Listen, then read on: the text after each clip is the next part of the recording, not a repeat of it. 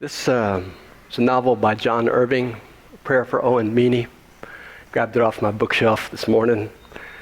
Could have picked one of scores of books, but this is the one I picked.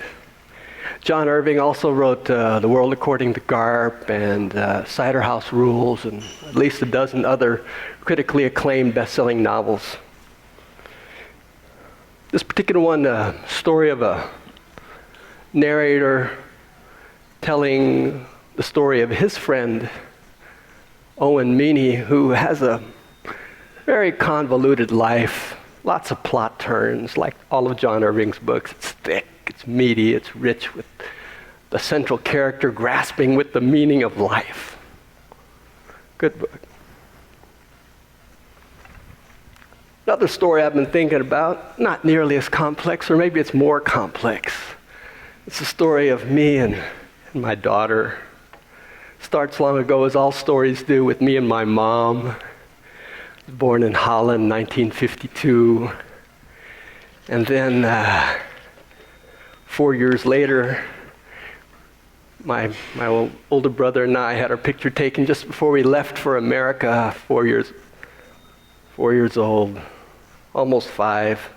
Looking forward, and my dad said, over there is where America is, across the ocean. A whole different life. So we were looking over there in my mind's eye. Fast forward a number of years, guy grows up, lots of plot turns, but this one doesn't get framed. It's not a picture I take out very often. This is me.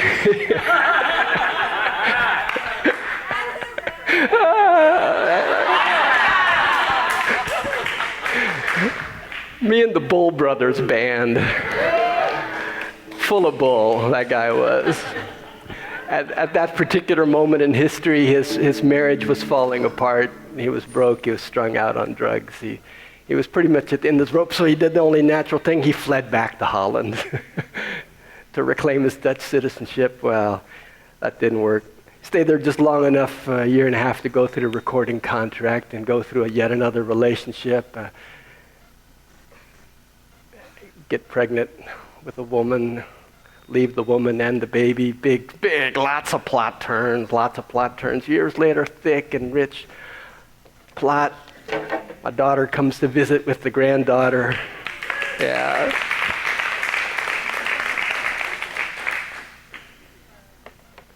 What's salient about all of those points in my story as I live them is there's always other people. Mom, other band members, my daughter.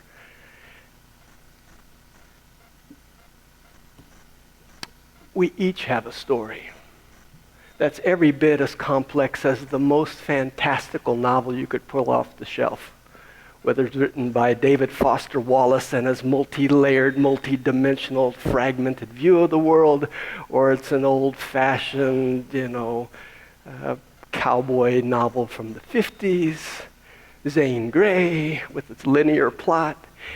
However we see our book, it has many different plot turns and characters interweaving with our stories. We tend to think only about the central character, which is me.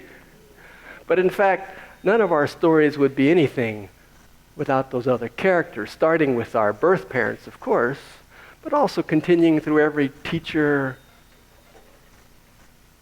every lover, every hater. Every lesson along the way has brought me to this moment today. Has brought you to this moment in your story today.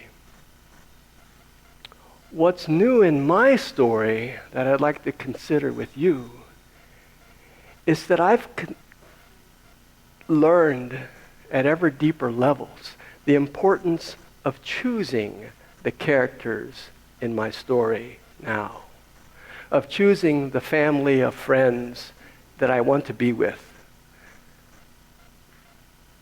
In a very real sense, I'm choosing the co-authors of my story a little more carefully now than I did when I was young. That's not better or worse. It's just more fitting for who I am now as a student of spiritual principles And I invite you to consider that you are the author of your story. And that plot points happen. They just happen. Who knows why that person ran the stop sign and ran into the back of your car? Who knows why you got fired from the last job or got terminated because there was a merger? And who knows why your child turned out the way your child turned out? Nobody knows why. And you can make yourself crazy trying to figure out the causes.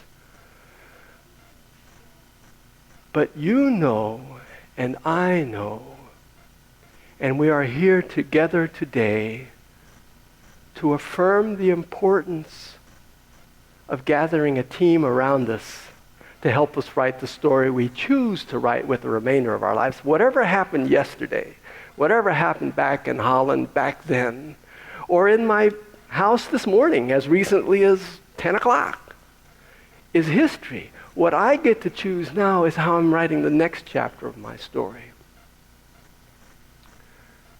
I've been thinking about this recently because I've gone back to meeting with the men's support group under the aegis of something called the Mankind Project. Very powerful for any men in the room who are considering becoming more conscious in your manhood. Check out mkp.org. Anyway, it's an organization I've been part of for a while, and I left it for a while because I was too busy. What Ellen said. I'm just too busy, not enough time, to be making stone soup with a bunch of men. Well, I just recently came to remember how important it is. That's one small facet of my life, being conscious about how I am with other men in the world. There's another part of me that's choosing to be ever more conscious about who I hang out with in media. Because in our time, who we hang out with on the internet, on the TV screen, has as big a space, and for some people, bigger spaces than the living people. The virtual people can be overwhelming. I've become increasingly choosy about what I'll give my eyeballs to. I just won't watch television news. I just don't. I stay up with the news. I listen to Eileen Pace and my friends on NPR several times a week. Several times a day. I'll tune in. I'll hear what I need to hear. I get the Sunday paper and a couple of magazines that keep me up with things when I want to. But just because it's 7 o'clock in the morning, I'm not going to switch on the 7 o'clock program and let them tell me what they want to tell me. I'm not going to start my day like that. Haven't for years, in truth, but I've gotten even more choosy about what happens in the afternoon. Because it turns out that right as I'm winding down my work day and getting to be with my family is exactly the time that I don't want to be turning on the internet and hearing the news of the day or hearing who has what to say about my Facebook post. That's not how I want to ease into my family time. It just isn't. Again, these are my choices, and that's one small slice of what I choose to do, who I choose to associate as I move forward in creating my story.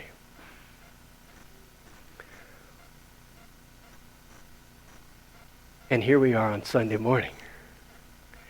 I'm choosing to be with you, and hopefully you've chosen to be with us, to support myself, ourselves in consciousness, in creating a new story of peace and power and possibility and inclusivity, a story of consciousness unfolding. And I find this particularly important because during the week it's easy to get pulled back into the story of separation and disempowerment and the importance of not being important. I'm here to remember with you what it is I choose to create in my life.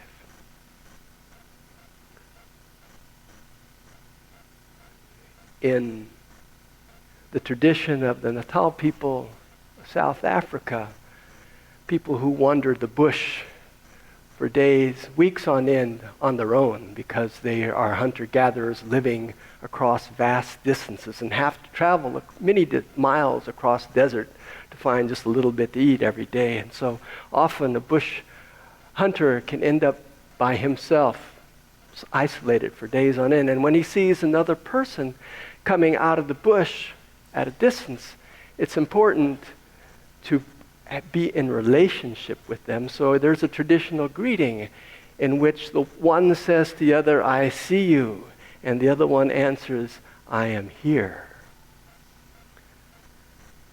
I see you. I am here.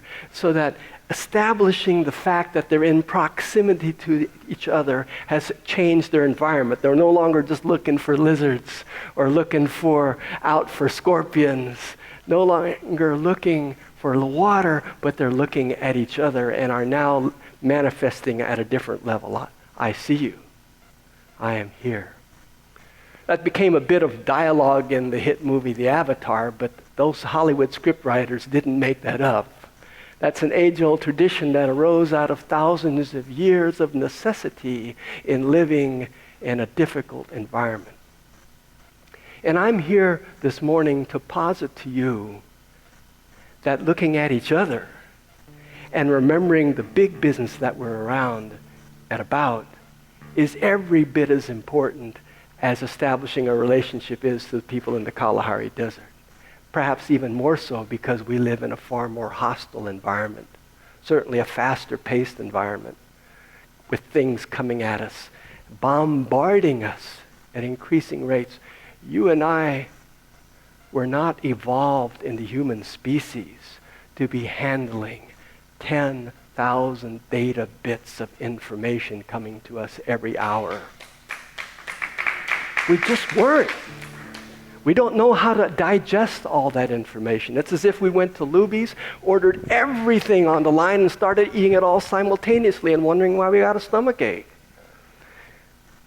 Just being on the internet, checking your Facebook, and going down a few of those rabbit holes with hyperlinks leading to hyperlinks leading to hyperlinks about who said what, brings you more information than the people in the Kalahari Desert have over a lifetime in those 10 minutes of going down rabbit holes. And again, that's not bad or good. I'm not judging it. I'm simply saying we as students of spiritual principles are called to be aware of what we're ingesting and how we're digesting. And so as I stand here this morning, I see you.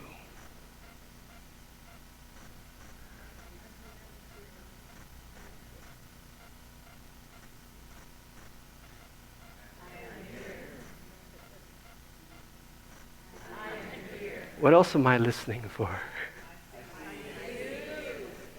I am here. We're constantly called by Spirit, by life, by each other in this community called Celebration Circle, into relationship, into deep relationship with ourselves, with each other.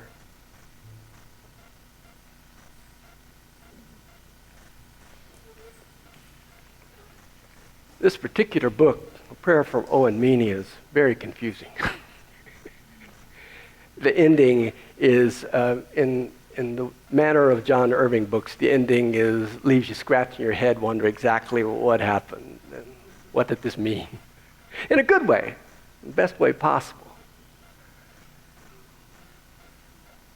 That's a novel. That's called entertainment. The story of your life, when you come to the end of the story of your life on your deathbed, do you want to scratch your head and just wonder what it meant? Wonder why I'm here? No. Let's ask those questions together now. Let's call each other again and again into sacred relationship to consider the deep questions and listen for the deep answers. At least that's one possible story, but I'm sticking to it.